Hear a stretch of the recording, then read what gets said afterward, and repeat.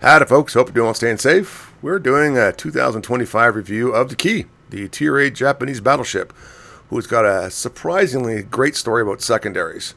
And I can't remember if I deleted this boat or not. This is Operation Nara. I love operations, especially when you get to play with your div mates and have a good time. Yeah, real captains don't look at explosions. There you go.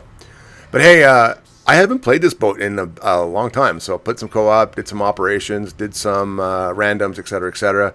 I can't remember if I took it in a brawl or not. Don't quote me on that one. But it's a lot of fun. This boat has something that a lot of Japanese battleships don't have. They have 100mm secondaries, not the 140s and whatnot, but they get the same buff that's in the Akatsuki, Kitakaze, and the Harugumo, which actually allows them to penetrate over 30mm of armor. I have mine spec'd for a little bit of secondary, as you see. And it's great. It has a 6% chance of starting fires. The main gun's at 30%. It's a fun boat. I was enjoying it in randos, and I actually was enjoying it in other classes. But let's dive into it. Okay, first off, 32mm armor on the bow. That's excellent. 32 on the side, and 292 on the sides of the belt. This thing's pretty tough. You got a casemate of 73. Now I'll go over here to the right. These are 38mm. That's the weakest, but this casemate 267. This thing's actually excellent. Like for defense, I like it. You can angle and take 18-inch rounds from Yamato class battleships and survive. 71-650 for health, 32% torpedo protection. It's pretty good. Artillery, here's her main shtick. She's got 10 16-inch guns. They reload in 30 seconds.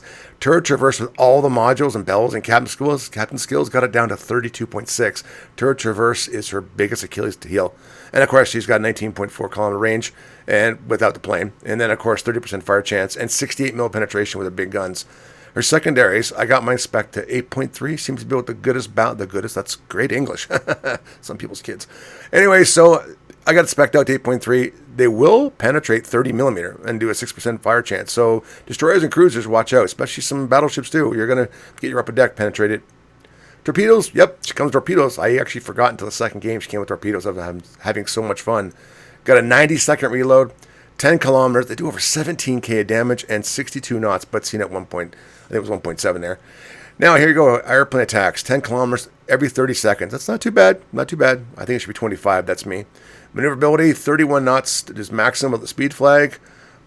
15.9 seconds of rudder shift. I might change something, but I might on that with one of the skills. Detectable at sea, 14 kilometers is pretty decent. And of course, if you're firing guns at smoke, please don't.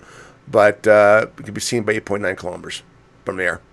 Equipment, I did take, as always, main armament modifications. I did take damage control systems because I wanted to reduce as much as possible.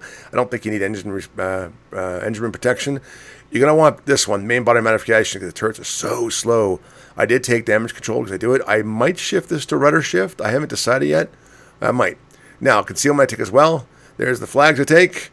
And of course, you got a cooldown for your damage control. It's 76 seconds, which is decent. It's not too bad. The heel's really good in this boat. I do like the heel. I took spotter plane for the extra 20%. I didn't want to take fighter because I don't really care. I want the distance, and it does help quite a bit, especially in randos. Here's this camouflage look. I took the dark gray one or the green one there. I don't like the blue at all. But, again, Wargaming does a great job of the artwork here. Taeko Suzuki. I took Gunfeeder because I want to reduce the time it takes to go from HE to AP. It's important to me. You can take Emergency Repair Specialist, but I decided not to. You need grease the gears as much as possible because if you get in a turning fight, you're going to lose. The guns will not turn. I take Vigilance so I can see torpedoes an extra 25% sooner. That's just good. Plus, it protects your damage an extra 7%. I take Priority Target as I always do. Now, I did take the actual long-range secondaries to get them up to 8.3.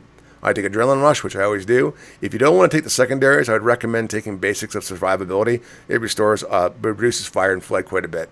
But I'm picking secondaries for me. Of course, Battleship, I take Fire Prevention. That's something I mostly do. I take Concealment as well. You can take Emergency Repair Expert, but I decided not to because I don't burn through my heals. All of them, I don't need it. As long as you're playing right.